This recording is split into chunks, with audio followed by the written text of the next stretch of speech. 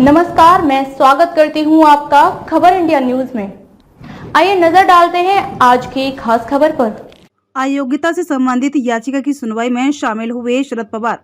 अजित पवार गुट ने पार्टी की आंतरिक चुनाव प्रक्रिया पर उठाए सवाल। राकंपा के संस्थापक शरद पवार गुरुवार को अजित पवार और कई विधायकों के एकनाथ शिंदे सरकार में शामिल होने के बाद पिछले साल जुलाई में पार्टी में विभाजन के संबंध में दायर अयोग्यता याचिकाओं की महाराष्ट्र विधान भवन में हुई सुनवाई में शामिल हुए। अजित पवार गुट ने कही ये बात। सूत्रों ने बताया कि विधानसभा अध्यक्ष राहुल नार्वेकर द्वारा की जा रही सुनवाई में वह 1 घंटे तक मौजूद रहे। अजित पवार गुट का प्रतिनिधित्व लोकसभा सदस्य सुनील तटकरे ने किया। तटकरे से शरद पवार गुट के वकीलों ने बहस की। अजित पवार गुट ने कहा कि पार्टी विभाजित नहीं हुई है। दोनों गुटों ने एक दूसरे के विधायकों को अयोग्य ठहराने की मांग करते हुए अध्यक्ष के पास याचिकाएं दायर की हैं। 31 जनवरी की समय सीमा तय की। सुप्रीम कोर्ट ने राकंपा के अयोग्यता मामले में अध्यक्ष के निर्णय के लिए 31 जनवरी की समय सीमा तय की है। इससे पहले अजित पवार गुट ने पार्टी की आंतरिक चुनाव प्रक्रिया पर सवाल उठाते हुए कहा कि शरद पवार के नेतृत्व वाले प्रतिद्वंदी गुट के पूर्व मंत्री जयंत पाटिल नवनिर्वाचित नहीं बल्कि महाराष्ट्र इकाई के मनोनीत अध्यक्ष थे। सुनवाई के दौरान पाटिल से 90 सवाल पूछे गए।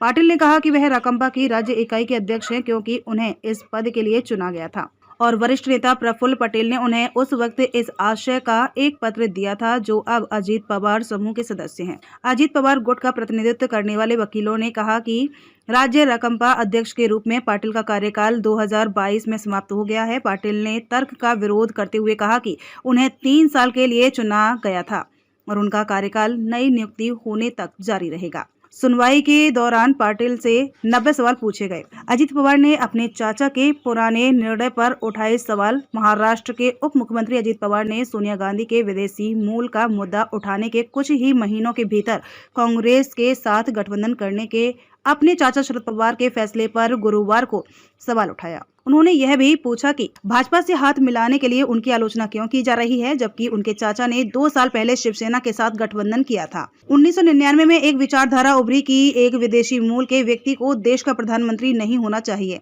शरद पवार, पीए संगमा और तारिक अनवर जैसे वरिष्ठ नेताओं ने यह रुख अपनाया।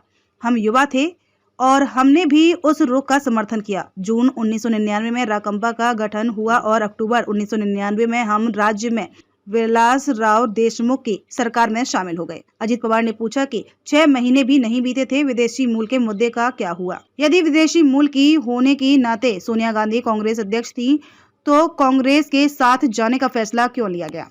अजित पवार ने आगे दावा किया कि जब जून 2022 में उद्धव ठाकरे के नेतृत्व वाली शिवसेना, राकंपा और कांग्रेस की सरकार गिर गई तो राकंपा में सभी ने भाजपा से हाथ मिलाने का फैसला किया था।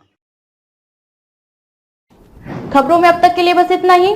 फिर होगी आपसे मुलाकात ऐसे ही एक खास खबर के साथ। तब तक के लिए नमस्कार और बने रहिए खबर इंडिया न्यूज के साथ।